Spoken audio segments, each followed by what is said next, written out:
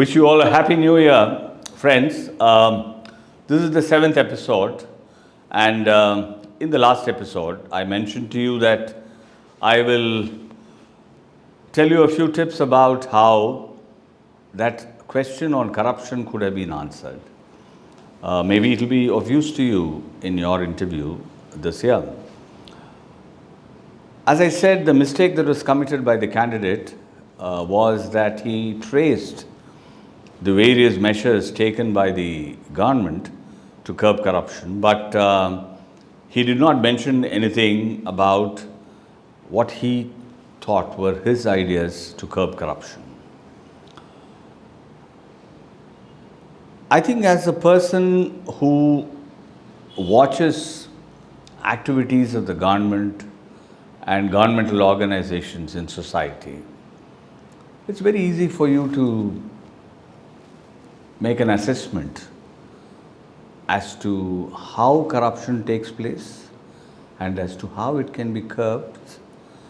I would probably say that you could have suggested, or he could have suggested something like the need for proper monitoring.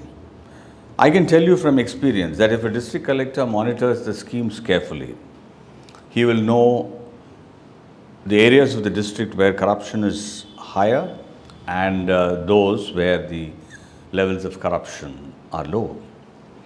So monitoring is key to curbing corruption. Secondly, I can think of separating out the person who actually performs the act and the person who plans or prepares the data for the act.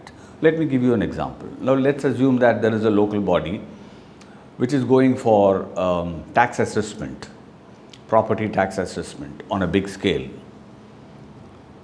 We all know that corruption is rampant when the tax assessor of the local body sees the property and makes an estimate of the tax and gives it to the owner of the house.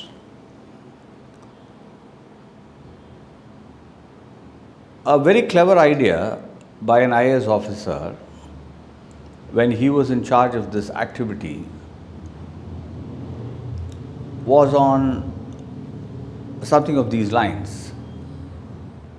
He found out among the band of assessors under his command that there were a few of them who were honest and whose integrity was unquestionable. He assembled them in his office and told the remaining assessors to prepare the data for the properties and hand it over to these assessors who were located in his office. And thereafter, it was a very simple exercise of having to enter it in a computer and working out the tax based on the location, the kind of construction, the nature of occupancy as to whether it was occupied by the owner or by the tenant, and so on. So similarly, when somebody tenders out, the person who decides the tender should be different from the person who actually floats the tender. These are some ideas which can be given when answering such questions. Thirdly, there could have been a mention about the need for quicker action against those found guilty of corruption, those who are being prosecuted for corruption.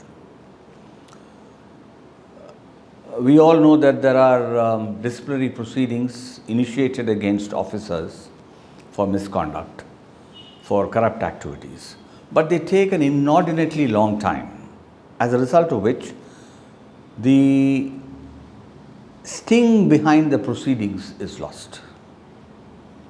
Similarly, when it comes to criminal prosecution, so reducing the delay in such proceedings will also help to curb corruption. There are also examples of some governments weeding out corrupt officials on an annual basis. You might have heard about the example in Singapore, where 10% of the civil service gets weeded out on an annual basis based on reports of inefficiency, corruption, and misbehavior. When such ideas are given to the board, It is for the board to mull over and then ask the next question. But lack of ideas can be indeed very costly, as it proved to be in the instance I mentioned. Now let me go on to the next instance where there was absolute success, and this was a case about person who had done science and engineering, and the interviewing person was a person from the tribal communities, one of the tribal communities of India, and he asked this individual to trace the political history of his state for the last 75 years. It was a very simple question for this individual because he was prepared for it.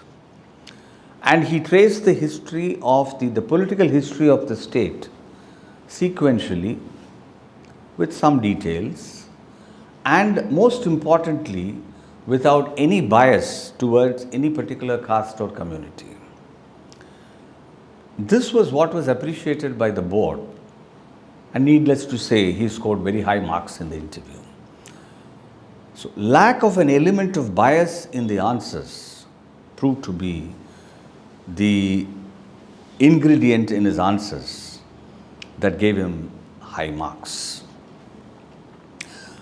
A third case which I can now talk about is about an individual who had studied economics. The interviewing expert was also an economist. And the first question ran something like this. He asked the candidate as to who was the classical economist that he most liked. The candidate mentioned Ricardo. This was a deliberate mention by the candidate because he knew fully well that the next question would follow that, and that was on the theory of comparative advantage. When that question came up, the candidate was already well prepared for it, and he explained the entire theory of comparative advantage briefly. Then came the third question, which was about the World Trade Organization linked with the theory of comparative advantage. The candidate was again well prepared with details about the World Trade Organization, the Doha round, as to how the Doha round had failed after negotiations had taken place for 10 long years, the details of the discussions that were held, and so on.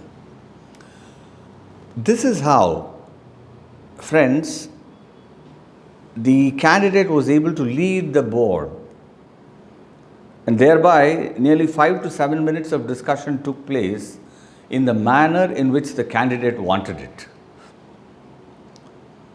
So these are some examples of how success can be achieved during the interview by A, being non-discriminatory, B, by having knowledge about areas on which one is expected to be fully prepared, and thereby leading the board. We will go on to questions which can be asked, and as to how answers for those questions can be given in the coming episodes. Till then, bye, thank you, all the best.